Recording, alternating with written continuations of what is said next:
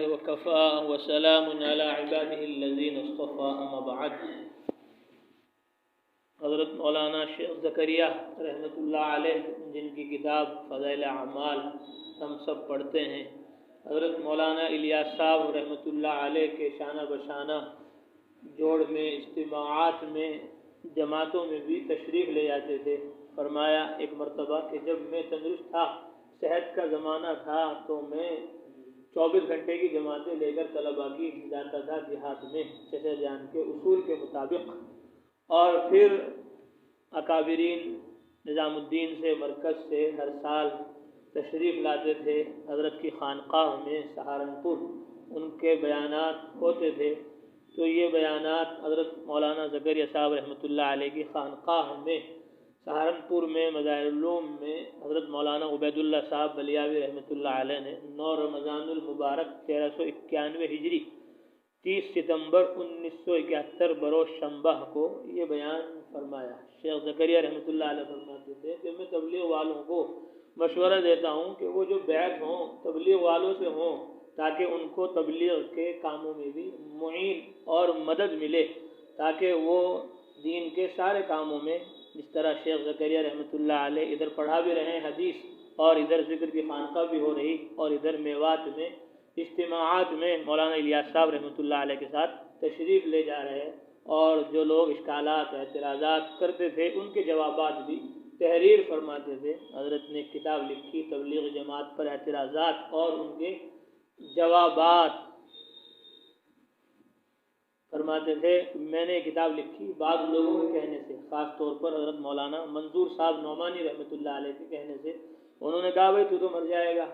میں نے کہا ہاں، تیری تحریریں باقی رہیں گی، ہو سکتا ہے لوگ تیرے بعد تجھے تبلیغ کا مخالف کہیں گے، جیسے مولانا شب علی تھانوی کو تبلیغ کا مخالف کہتے ہیں، مولانا حسین احمد مدنی کو تبلیغ کا مخالف کہتے ہیں، تمہیں بھی تبلیغ کا مخالف کہیں گے، اس لیے کتاب لکھ دو کوئی، تاکہ لوگوں کو پتہ چل جائے کہ تم تبلیغ سے کتنی محبت کرتے ہو اور کتنی ان کی مدد کرتے ہو، اور تبلیغ کی اور دعوت کی تمہارے دل میں کیا اہمیت ہے۔ تو حضرت نے وہ کتاب لکھی، تو اس کو پڑھ کر ایسا لگتا ہے کہ جیسے حضرت نے ساری زندگی سوائے تبلیغ کے کوئی اور کام نہیں کیا، اور جب حضرت کی کتابیں دیکھتے ہیں عربی میں، اردو میں، تو ایسا لگتا ہے کہ حضرت نے سوائے زندگی میں کتابیں لکھنے کے علاوہ کوئی کام ہی نہیں کیا، اور جب ان کے پڑھانے کو دیکھتے ہیں، بخاری پڑھا رہے، ابو داؤد پڑھا رہے، مسلم پڑھا رہے، تو ایسا لگتا ہے کہ جیسے انہوں نے ساری زندگی پڑھانے کے علاوہ کوئی اور کام ہی نہیں کیا، جس کو میں کہتا ہوں کہ ہمیں ہر فن مولا بننا ہے، ہر فن کے اندر ہمیں ماہر بننا ہے، تبلیغ میں بھی آگے بڑھنا ہے،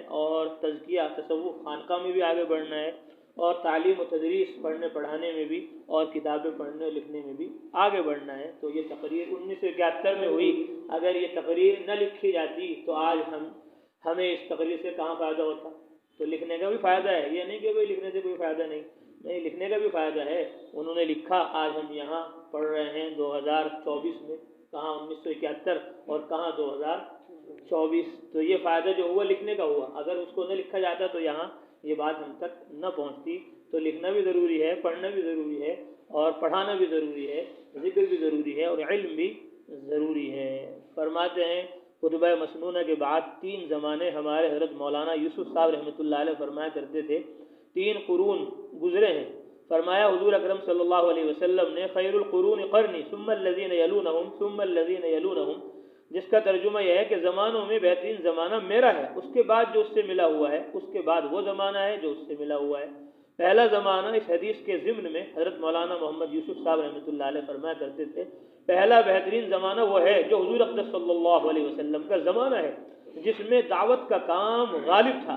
اس دور میں حضور اکرم صلی اللہ علیہ وسلم بھی دعوت دے رہے ہیں، اور آپ صلی اللہ علیہ وسلم کے صحابہ کرام رضی اللہ عنہم بھی، اور جو ایمان لاتا تھا وہ ایمان لاتے ہی دعوت کے کام میں لگ جاتا تھا۔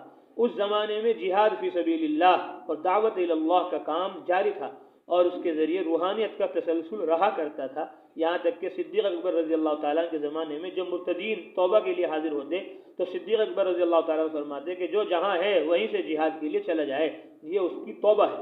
اس کے ذیل میں حضرت مولانا محمد یوسف صاحب رحمۃ اللہ علیہ فرمایا کرتے تھے کہ اس کا بالکل مطلب یہ نہیں تھا کہ وہ لوگ ذکر نہیں کیا کرتے تھے یا علم نہیں سیکھتے تھے، بلکہ وہ علم بھی سیکھتے تھے اور ذکر بھی کیا کرتے تھے، اور اس قدر شوق تھا کہ علم سیکھنے میں، جہاد فی سبیل اللہ مانع رکاوٹ نہیں ہوتا تھا، وہ تلوار کے سائے میں بھی ذکر کرتے تھے اور اللہ کے راستے میں بھی علم سیکھتے تھے، اور رات میں شب بیداری کیا کرتے تھے اور فرائض و نوافل کی ادائیگی میں ہر وقت گزارتے تھے، اور علم سیکھنے میں جتنے وقت کی ضرورت ہوتی تھی وقت لگاتے تھے۔ اتنا ہم سب شب بیداری تو کیا کریں گے، بلکہ رمضان المبارک کی راتوں میں بھی ہمارا جاگنا مشکل ہے۔ ان کا کام اللہ تعالیٰ کے راستے میں چلنا اور جان لگانا اور اللہ کے نام کو پھیلانا تھا، اور یہی ان کا مقصود تھا۔ اس سلسلے میں آپ حضرات نے بے شمار واقعات سنے ہوں گے۔ خود حضرت خالد بن ولید رضی اللہ تعالیٰ عنہ لوگوں کو اسلام پیش کر رہے ہیں۔ اب جو اسلام لے آئے ان سے کہتے ہیں کہ ہماری جو ذمہ داری ہے وہ تمہاری بھی ہے، یعنی اسلام لا کر سب سے پہلا کام دین کی خدمت اور اعلیٰ کلمت اللہ کے لیے نکلنا۔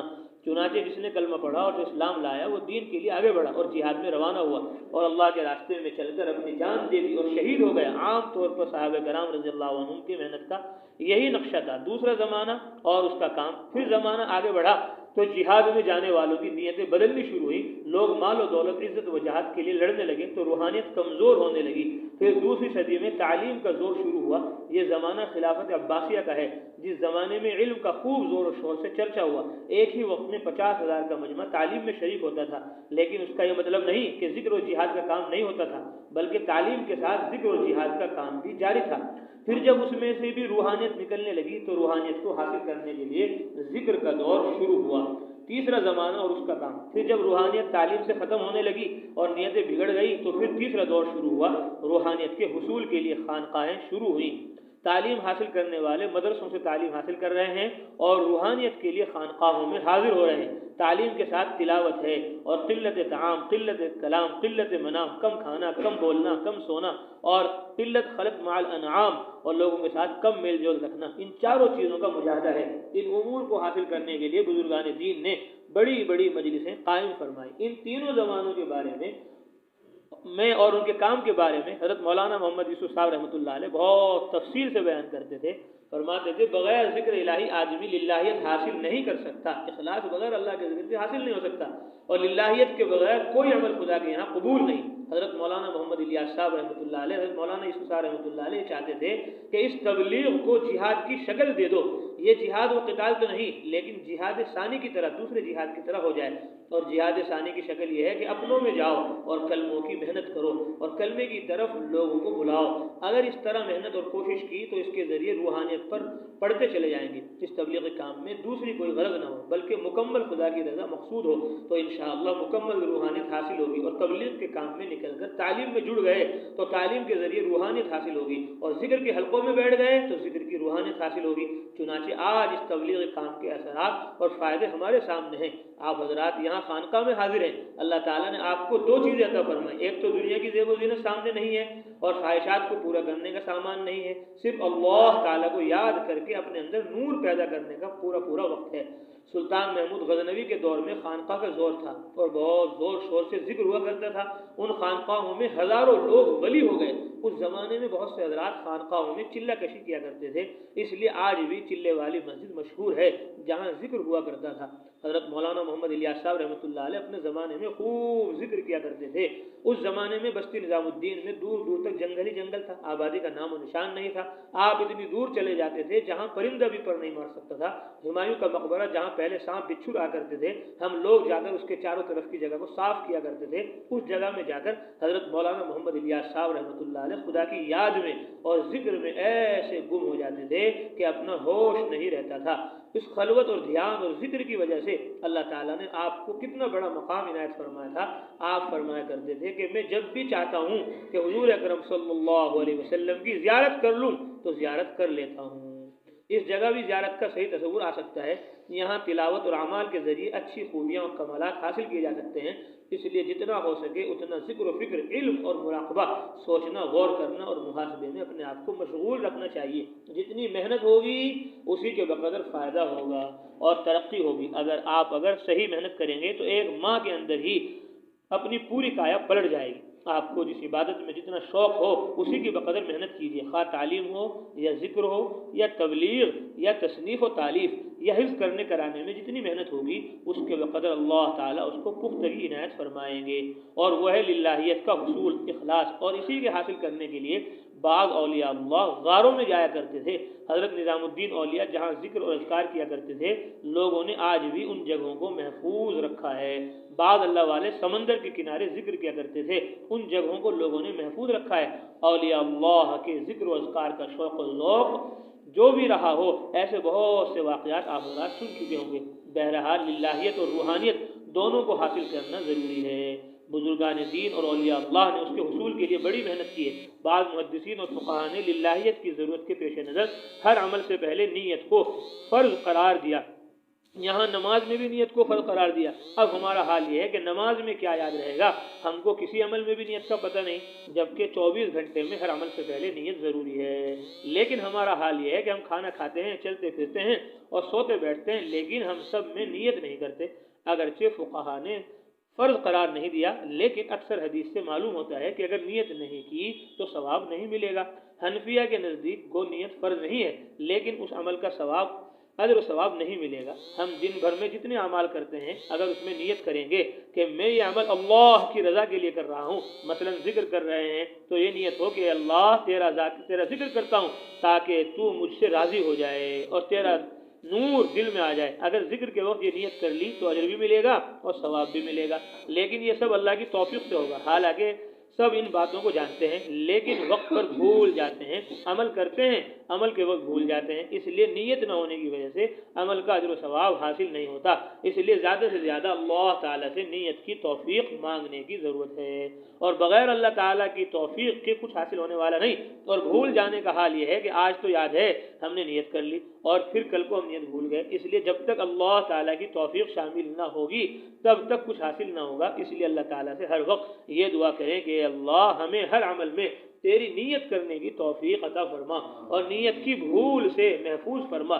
ہر وقت اللہ تعالیٰ سے توفیق کے لیے دعا مانگتے رہیں، ہر عمل کے وقت اللہ سے مانگتے رہیں کہ اللہ میں نماز پڑھ رہا ہوں تاکہ آپ راضی ہو جائیں، اے اللہ میں روزہ رکھ رہا ہوں تاکہ آپ راضی ہو جائیں، اے اللہ میں توبہ کر رہا ہوں تاکہ آپ راضی ہو جائیں، اے اللہ میں استغفار کر رہا ہوں تاکہ آپ راضی ہو جائیں، اے اللہ میں توبہ کر رہا ہوں تاکہ آپ راضی ہو جائیں، اے اللہ میں ذکر کر رہا ہوں، تسبیح پڑھ رہا ہوں، اے اللہ میں مسجد میں آ رہا ہوں، تبلیغ میں جا رہا ہوں، خانقاہ میں آ رہا ہوں، میں صدقہ خیرات کر رہا ہوں۔ جب بھی جو بھی نیک عمل کرے اس میں سوچ لے، کہہ لے کہ اللہ یہ کام میرا تیری رضا کے لیے، تیری خوشنودی کے لیے ہے، تجھ کو راضی کرنے کے لیے ہے۔ 10 رمضان المبارک مطابق 1 اکتوبر 1971 کا یہ بیان ہے جو حضرت نے فرمایا۔ محترم بزرگ و دوستو، اللہ جل شانہ نے اپنے فضل و کرم سے یہاں جتنی خصوصیات اور صفات جمع کرا دی ہیں اتنی دوسری جگہ ملنا مشکل ہے۔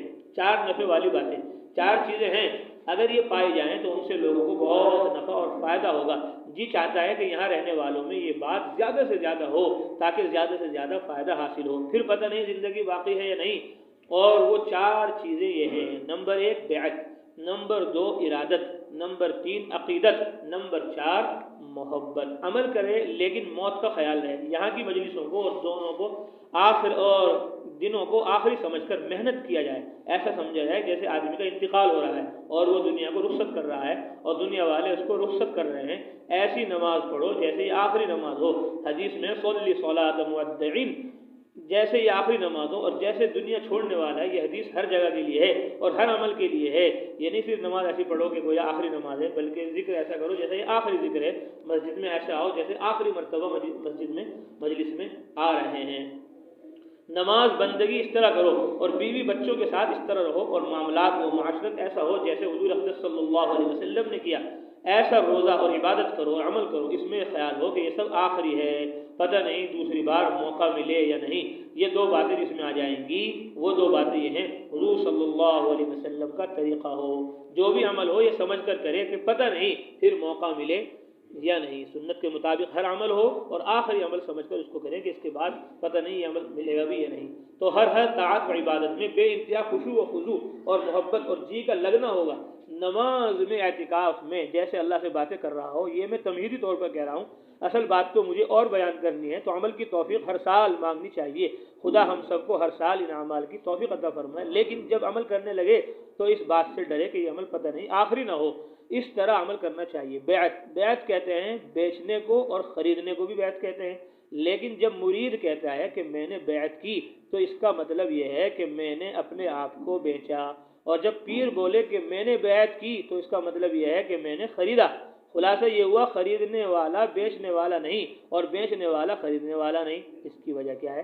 حق تعالیٰ کا ارشاد ہے ان اللہ اشترى من المؤمنین انفسهم واموالهم بان لهم الجنہ، اللہ تعالیٰ نے مومنین کے مالوں اور جانوں کو جنت کے بدلے میں خرید لیا ہے۔ اصل خریدنے والے ہیں اللہ، اور بیچنے والا ہے مسلمان۔ یہ خرید و فروخت ہو چکی ہے۔ جب مسلمان نے کلمہ پڑھ لیا تو اس نے اپنی جان اور مال کو بیچ دیا۔ اس لیے انسان کی جان اور مال اللہ تعالیٰ کی ملکیت میں ہے۔ اب ہماری جان اور سانس کا مالک اللہ تعالیٰ ہے، لیکن اللہ تعالیٰ نے کچھ دنوں کے لیے اس جان اور مال کو تصرف کرنے کا، خرچ کرنے کا حق دے دیا ہے۔ اس اعتبار سے اللہ تعالیٰ کا ہو کر بھی ہمارا ہے، لیکن تصرف کا حق ملنے سے، خرچ کرنے کا حق ملنے سے ہم یہ سمجھ بیٹھے کہ یہ جان میری ہے اور یہ مال میرا ہے۔ اگر ہر انسان اپنی جان و مال کو خدا کا جانتا اور سمجھتا تو دنیا میں اتنے خرافات، لڑائیاں اور جھگڑے نہ ہوتے۔ خدا یہ سمجھا رہا ہے کہ فرض کر لو کہ اے انسان یہ جان و مال تیرا ہی ہے، تو اپنی جان و مال کو میرے ہاتھ بیچ دے۔ اب ذہن کو بنانے کے لیے یہ کہتا ہے کہ جب تو نے بیچ دیا تو اس بیچنے کا نام بیعت ہے۔ خدا جان کو اور مال کو مفت نہیں چاہتا، بلکہ فرماتے ہیں کہ ہر بیعت کا بدلہ جنت ہے۔ جب یہ چیزیں بیچ دی تو یہ میری ہو گئی، اب میں اس خریدی ہوئی چیز کو تیرے پاس امانت دیتا ہوں۔ گویا خدا ہماری جان و مال کو خرید کر ہمارے ہی حوالے کر رہا ہے، اور یہ کہہ رہا ہے کہ اب یہ چیزیں تیری نہیں میری ہیں، یہ چیزیں تیرے تصرف میں، خرچے میں ہیں، لیکن تو آزاد نہیں ہے کہ جہاں چاہے خرچ کرے، بلکہ اب میں جہاں کہوں گا وہاں اپنا جان و مال خرچ کرنا۔ اب تیرا جان اور مال میرے راستے پر اور غریبوں کے لیے، بلکہ جہاں میں کہتا جاؤں وہاں خرچ کرتا چلا جائے۔ اصل تو اسے اپنانا چاہیے تھا۔ بہرحال ہمارے ذہن کو صاف کرنے کے لیے اللہ تعالیٰ نے بیعت کا سلسلہ رکھا ہے، اس لیے یاد رکھیے کہ یہ بیعت کا سلسلہ جو خانقاہوں میں ہوتا ہے بدعت نہیں بلکہ عین سنت ہے۔ شیخ بیعت میں خدا کے درمیان واسطہ ہے۔ بیعت کے معنی بیچنے کے بھی ہیں، اور شیخ بیچ میں واسطہ ہوتا ہے۔ اصل خریدنے والے اللہ ہیں، شیخ خریدنے والے نہیں ہیں، لیکن اللہ تعالیٰ اور مرید کے درمیان ایک واسطہ ہے۔ اصل خریدار اللہ ہے۔ آپ کو میں نے قرآن کی آیت سنائی تھی کہ اللہ تعالیٰ نے مومنین کی جان کو اور مال کو جنت کے بدلے میں خرید لیا ہے۔ اللہ تعالیٰ خود خرید نہیں آ رہے ہیں، لیکن شیخ کے واسطے سے مومن کی جان کو اور مال کو خرید لیا ہے۔ ویسے تو خریدنے اور بیچنے کی ضرورت نہ تھی، لیکن ہمارے ذہن کو صحیح اور درست کرنے کے لیے بیعت کروائی، تو شیخ مرید اور اللہ کے درمیان واسطہ ہے۔ شیخ کے واسطے سے خدا کی اطاعت اپنائیے۔ بیعت کے بعد شیخ مرید کو جو حکم دے گا اور مرید کو کہے گا اس پر عمل کرنا ضروری ہے۔ بیعت کے بعد من چاہے پر چلنا بہت ہی نقصان دہ۔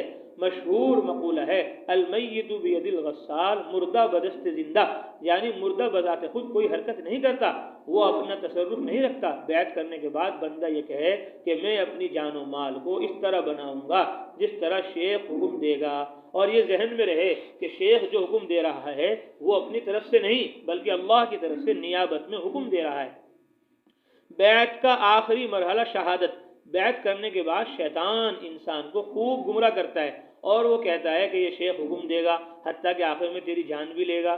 تو موت سے شیطان ڈراتا ہے، لیکن اس موت سے گھبراتے کیوں؟ کیونکہ اگر زیادہ سے زیادہ موت ہو گئی تو وہ بھی شہادت کی موت ہوگی، ورنہ گھر کی موت میں یہ درجہ کہاں؟ تو اس درجے تک پہنچانے کے لیے شیخ حکم کرتا ہے، ورنہ موت ہر جگہ آ سکتی ہے۔ تو اب بیعت کے بعد حکم ہو قتل کا تو اس پر بھی گھبرانے کی ضرورت نہیں۔ بیعت کی حقیقت ہے اپنا جان و مال بیچنا، اور اس کا نتیجہ آخرت میں مرتب ہوگا۔ حضرت ابراہیم علیہ السلام کا واقعہ ہے کہ حضرت ابراہیم علیہ السلام نے خدا کے حکم کے آگے اپنی گردن جھکا دی۔ بیعت کے معنی یہ ہے کہ مرید کے منہ میں لگام لگا دی جائے اور شیخ کے ہاتھ میں ڈوری دے دی جائے، اب وہ جدھر چاہے اس طرف پھیر دے۔ حضرت ابراہیم اور اسماعیل علیہ السلام کا واقعہ، جیسے حضرت ابراہیم کو خدا نے حکم دیا اس پر انہوں نے اپنی گردن جھکا دی، بیوی بچوں کو چھوڑنے کا حکم دیا تو اسے پورا کیا۔ شادی بیٹے کی ہوئی اس میں نہیں گئے، لیکن وہ عورت نبوت کے خاندان کے مناسب نہ تھی، اس لیے طلاق دلوانے گئے اور بیوی کو طلاق دینے کا حکم دے کر آ گئے۔ اب بیٹا بڑا ہوا اور اس کی قربانی کا حکم آیا تو اسے قربان کرنے کے لیے مینا پہنچ گئے۔ ساری بات کا خلاصہ یہ ہے کہ حضرت ابراہیم علیہ السلام اپنے عمل سے یہ کہہ رہے ہیں اے اللہ یہ میری جان اور مال میرا نہیں ہے بلکہ آپ کا ہے، اس لیے جو اللہ نے چاہا وہی حضرت ابراہیم اور ان کے خاندان نے کیا۔ حضرت ابراہیم علیہ السلام نے خواب میں دیکھا کہ میں اپنے بیٹے کو راہ خدا میں قربان کر رہا ہوں، تو آپ نے بیٹے سے یہ واقعہ بیان کیا، یا بنی انی ارا فی المنام انی اذبحک فانظر ما ترى، اے میرے پیارے بیٹے میں خواب میں دیکھ رہا ہوں کہ میں تجھے ذبح کر رہا ہوں، اس سلسلے میں تیری رائے کیا ہے؟ اس لیے کہ نبی کا خواب سچا ہوتا ہے اور خدا کے پیارے نبی کا بیٹا بھی پیارا تھا۔ جواب میں کہا یا ابت افعل ما تؤمر ستجدنی ان شاء اللہ من الصابرین، کہ اے میرے پیارے ابا جان آپ کر گزریے جس کا آپ کو حکم ہوا ہے، انشاءاللہ آپ مجھے صبر کرنے والوں میں سے پائیں گے۔ بیٹے کے اس جواب سے باپ بہت خوش ہوئے۔ بیٹے کا جواب یہ ہے کہ میں اپنے باپ کے ہاتھ سے ذبح ہونے اور قربان ہونے کے لیے تیار ہوں۔ اللہ تعالیٰ کے واسطے بیعت ہونے کا نتیجہ اپنے آپ کو شہید کرانے تک ہے۔ یہ تو بہت اونچی بات اور اونچا درجہ ہے، لیکن ہم کو کم سے کم اتنا کرنا چاہیے کہ ہم اس کی اطاعت میں پورے لگ جائیں۔ حضرت ابراہیم علیہ السلام نے ذبح کرنے سے شروع کیا تو چھری چلنے کا نام نہیں لیتی۔ حضرت ابراہیم علیہ السلام سمجھ رہے ہیں کہ اللہ تعالیٰ کا حکم پورا نہیں ہو رہا ہے۔ اس وقت ان کو بڑا تعجب ہوا جبکہ اللہ تعالیٰ نے ارشاد فرمایا قد صدقت الرؤیا انا كذلك نجزی المحسنین، کہ اے ابراہیم آپ نے خواب کو پورا کر دکھایا، آپ نے اپنا پورا زور چھری پر لگا دیا، لیکن چھری نہیں کاٹتی، اس میں آپ کا اور چھری کا کوئی قصور نہیں، بلکہ ہمارا چھری کے لیے یہی حکم ہے کہ وہ نہ کاٹے، اور ہم احسان کرنے والوں کو پورا بدلہ اور فائدہ دیتے ہیں۔ احسان سے مراد پورا حکم بجا لانا ہے۔ حیوان اور انسان میں فرق بیعت کا ہے۔ حیوان میں، جانور میں اور ہم میں یہی فرق ہے کہ ہم میں بیعت کی لگام ہے، ہم میں بیعت کی لگام ہے، جو حیوان میں بیعت کی لگام نہیں۔